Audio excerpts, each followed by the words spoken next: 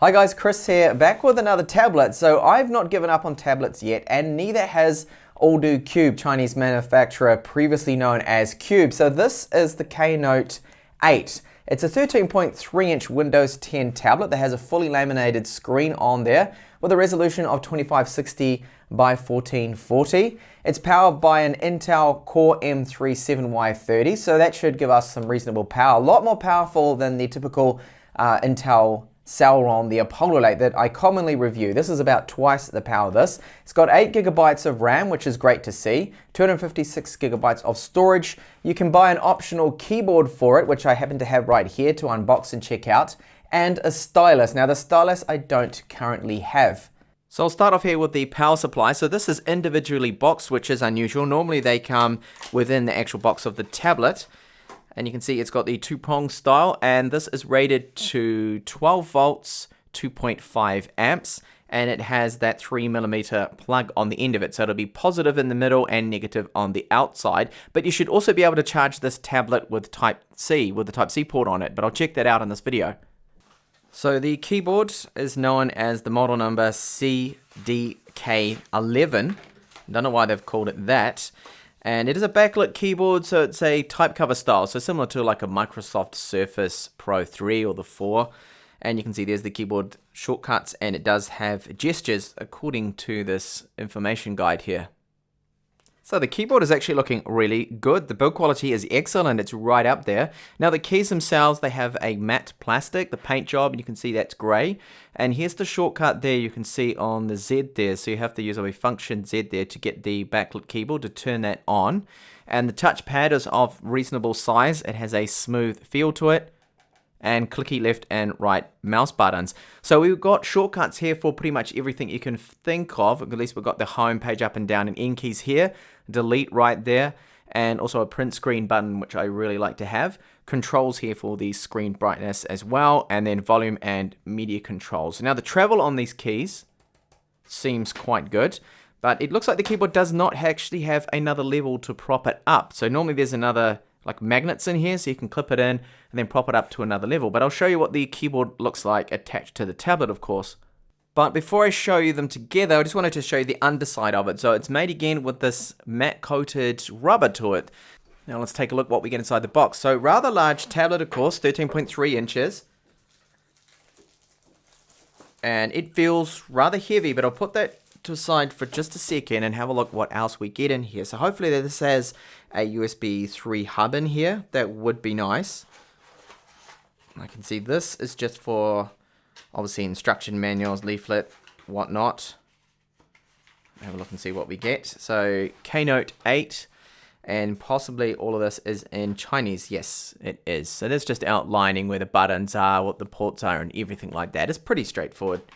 And lastly in the box, we've got a Type-C to USB 3 adapter. Okay, so I'll just quickly check the weight of it before we have a look at the build of the tablet. So it's 1.05 kilos. Wow, that is quite heavy for a tablet. And then of course the keyboard, which most people would probably have with them. That brings the total up to 1.44 kilos. So rather heavy for a tablet. So taking a look at the thickness now of it. This of course is with the keyboard, so that's 16 millimeters. And then without that keyboard on it, it's 10mm, which is not bad at all for a Core M powered tablet. So you can see the tablet, it's got rather large bezels on it. Down the bottom we have the pogo port, of course, that's for the keyboard. And then we have a camera at the top. So this camera at the top here, this is 2 megapixels. And either side, a little bit hard to make out on camera here, there are 2 little holes. So that's dual array microphones, which is great to see here. So hopefully the sound quality should be good when recording or using the webcam. And on the back there's also a 5 megapixel autofocus camera. On the left side is where you'll find all the ports. So firstly we have DC in there for charging, of course, then Type-C, USB 3.1, so that supports data, video and charging. I will check that out on this video. 3.5mm headphone jack. This of course is a micro SD card slot, and then that little grill you can see towards the bottom, that is one of the 2 loudspeakers. So they're side facing ones. Hopefully they're not going to be super weak and bad like the KNote was. So we have metal, volume up and down, and power buttons. They have a reasonably good feel to them. Not bad at all. Now this here the frame, this part of the frame, is actually made out of plastic. So this part here and this part here. So the whole frame around it is made out of plastic. However, the rear material, so this right here, that is metal, which has got a plastic protector on it to stop it from getting scratched up in the factory and in transit. And you also notice that where the hinge comes up, if I can get it up, there's a little gap on either side to get your fingernail in. And then that comes up. You see this hinge mechanism as well. This is also made out of metal. And overall, the build quality does feel decent. This part here, again, is metal. So the kickstand is a multi-position one, but it doesn't actually recline back that far. So it's definitely not in Surface Pro territory there. That's the maximum angle you can get, which I feel probably most people would use this angle right here. So it's a shame that it doesn't go right back. If it could go right back then, that would be better, of course, with the stylus use. So I'll just show you now how it docks in with the keyboard. There are magnets there, but it doesn't clip in as good as some other keyboards. You have to give it a little bit of a helping hand there. So I've just powered it on and gone straight into the BIOS. This gives you a good idea of those large bezels this has. So with a 16:9 screen and the weight of this tablet too, you do need some bezel around it, but it would be nice if they trimmed down perhaps the bezels on either side and made it a little smaller. So here in the BIOS, you can see that it is in fact fully unlocked, which is really good. I've just had a quick look at this. So we have power limits disabled on this, so you can set whatever power limit you want, but of course do this with a lot of caution, because if it gets too hot, it will overheat and end up probably just resetting or something like that. So you have to be very careful. I don't know the thermals on this at the moment, so I don't know if it's possible to tweak those power limits to help boost performance, hold the turbos a lot higher for longer. One other thing also that I noticed is there's Thunderbolt configuration here, but it is disabled. So I don't know whether enabling this is going to actually work. Probably won't, because I don't believe this has Thunderbolt 3 hardware on here. It would be nice if it did. And your various other settings in here. A lot of these, of course, can get you into trouble, so I recommend just not touching them at all and leaving it. But it's great to have these options here. So here's a quick look at that keyboard now, backlit, and all you can do is just simply turn the backlighting on or off. Now, it's not an error of the camera at the moment. It is actually a darkish blue, almost purple-like backlight on this, which is a nice change here, and it does look good. It's efficient enough, but it's not super bright, the backlights on them, and each key is individually lit up here. You can actually see the two LEDs behind most of the keys there at the current angle I have my camera. Now, straight away, I've discovered something rather stupid. I think it's probably a design flaw, perhaps, or just the way the PCB layout is with the micro SD card reader, but a little bit hard to make out on camera here. So what's happened is I've accidentally, somehow, pushed the micro SD card in between the rear case, and then the actual slot is inside there. Now you can see just how bad this design is. This should not happen. This is a real crappy micro SD card slot. You can see my micro SD card, I've managed to get it using a needle to about here. Hopefully now I can just pull that out, but that's still going to be a real struggle. So this slot, the design of it is bad, really bad. Alright, so luckily disaster avoided here, but have a look at this. You can see how where the SD card reader is. Look, there's a gap either side, so you have to use the inner one, and somehow when I pushed it in here, it went to the outer gap there, which is actually the gap between the outer part of the metal of the card reader and then the case right here. So this is really bad. And if I push it in like this, hopefully that's going to get it in there properly. I'm a little bit scared now to put micro SD cards in this tablet. Okay, so let's take a look at the screen. So first impressions, it's very good. It's a lot better than the KNote screen. It's much brighter. Right now I'm on 100% brightness, and I've just turned down the ISO of my camera so I can capture the screen correctly. Now the screen response and the touch accuracy, to me, it's really good. This is not bad at all. I can minimize, maximize things perfectly fine. And just having a look at the colors too, the reproduction on the screen is really good. Deep blacks too, because it's fully laminated, you're not going to get reflections, or sometimes with the non-laminated panels, those blacks often look gray instead of a nice deep black. But here you can see good. Now this is a very saturated red. Naturally, actually when I took this photo, this was with a Samsung Galaxy Note 4. And yeah, it's coming out exactly how I remember it, and all of these Volkswagens here. This is looking good, so a nice screen. So we have a look at a few other things here with the tablet. So we've got Intel Wireless AC 3165. This is a very common chipset. It's not a bad chipset. It gets a maximum normally of around about 400 megabits per second, depending, of course, on your wireless router that you have. You need wireless AC for that too. Now it lists the SSD drive as a SATA SSD. So it doesn't mention what brand of SSD it is, but I know from experience that when it just says SATA SSD, that it's either going to be 4C or BWin brand. So these are manufacturers in China that manufactures these SSDs. It will be 22x42 M.2 spec, the drive. And these are the speeds you can see right here. So these are actually fine, perfectly fine. I mean, the writes aren't the fastest you will see for SATA 3 spec, but the M.2's spec tends to be a little bit slower because they are smaller. Now you get free space 220 gigabytes.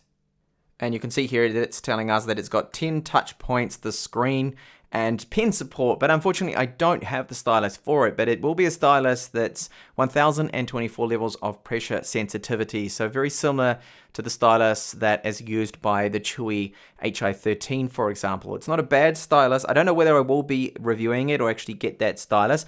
But it certainly won't be good as the Wacom styluses or the Intrigue styluses you'll find on the Microsoft Surface Pro, for example. One more positive here too, so while RAM is running in dual channels, so we're going to get the full memory bandwidth and the speed as well. 1866 megahertz is what it should read, so that's better than some Core M3s. They set the RAM to only 1600 megahertz. You're missing out on a little bit of speed here, but not here at least. Now, one thing I wanted to point out here with the screen, like, okay, I'm running it at 100% brightness, and you're probably thinking, why are you doing that?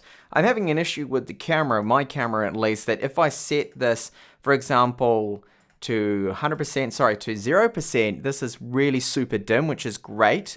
But look what happens around 25%, 50. You're seeing this shimmering and flickering. Now, this is some pulse width modulation that's causing this. Now, it's not happening in person. So me looking at the screen at different angles, I cannot see any flickering at all on the screen. It's just happening on camera here. Now also note that the maximum brightness, I did measure it with my little meter that I have here, and it comes out at a very healthy 415 lux, which is really good. This is a massive step up from the 220 lux that I had on the KNote, the first version, the 11.6-inch version of this tablet with the Apollo Lake.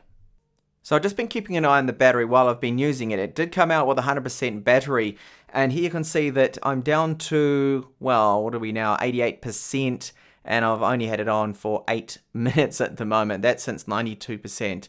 But of course, this is 100% screen brightness, and it's reporting a total time of that battery being around 3 hours and 47 minutes, which I happen to believe. So hopefully with the brightness down, we're probably only looking at about 5 hours, maybe 6, but the Core M3s, they tend to not have very good battery life. It seems to be the case with all of them that I have reviewed.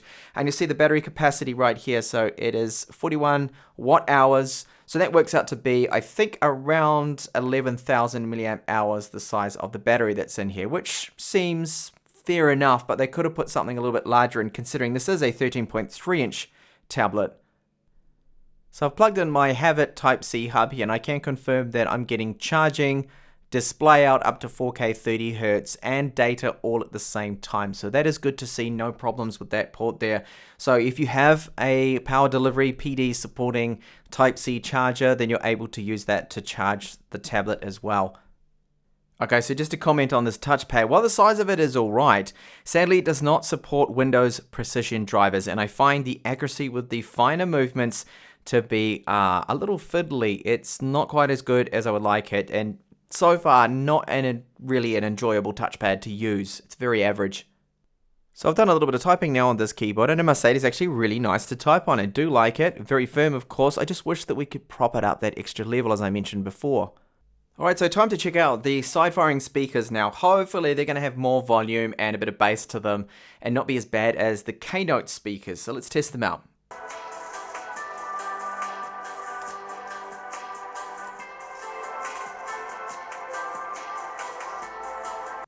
Okay, alright, so they've got some bass to them, which is great, but they are lacking volume. They still should be quite a bit more louder than that.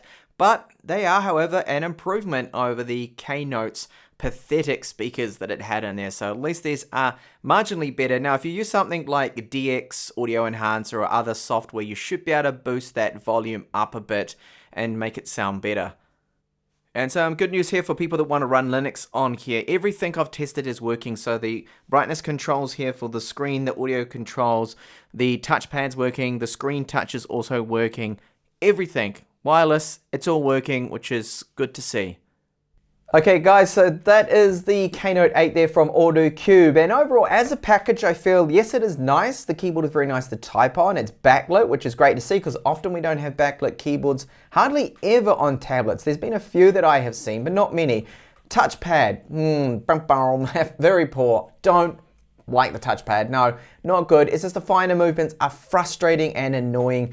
For example, highlighting text, it's just a bit of a nightmare. I didn't like it. I got really angry with it and I just used my mouse. I thought, no, grab your mouse, plug that in. But then it comes to the problem with the ports. You plug a mouse in with the adapter and you can't plug in anything else. So you have to get yourself a Type-C hub. Now that's something, of course, that MacBook owners might be used to, but I feel they should have put at least one full-size USB 3 port on here, at least. With that USB 3.1 Type-C port would have been great. So there's a bit of a design flaw in my unit. The micro SD card slot doesn't quite line up correctly, so I managed to push that micro SD card, as you saw, in behind the actual reader and get it stuck there, and luckily I managed to get it out. That is not good to happen at all. The other thing is the speakers aren't really as loud as I would like them to be. They should be louder. But the screen brightness is really good. It's fully laminated. It's a very nice panel with that higher resolution than just your typical 1080p. And it's very obvious when you have a look at it close up that it's a bit sharper, especially at 13.3 inches. I feel that if we had 1080p, that kind of size, it wouldn't be good. So it's good to have gone with a 1440p screen. Deep blacks, good color reproduction, and the touch accuracy and responsiveness, also good in my books there. And maxing out around 415 lux is great for this type of panel. So that's really nice. The build quality overall is very decent as well, with metal on the back, and overall good package here, but the price of it as well. So I mean, this is selling for about 550 US at the moment on gearbest.com, and that to me is just way too much, really. It should be about 100 US less, and perhaps even if it included the keyboard and the stylus would be a lot better. Now the stylus, I don't know whether I'm going to be buying that to check that out, but it should be very similar to the Chewy HO13 stylus. And hopefully I will see you back in the channel with more up and coming reviews on tech from China. Thank you so much for watching. Bye for now.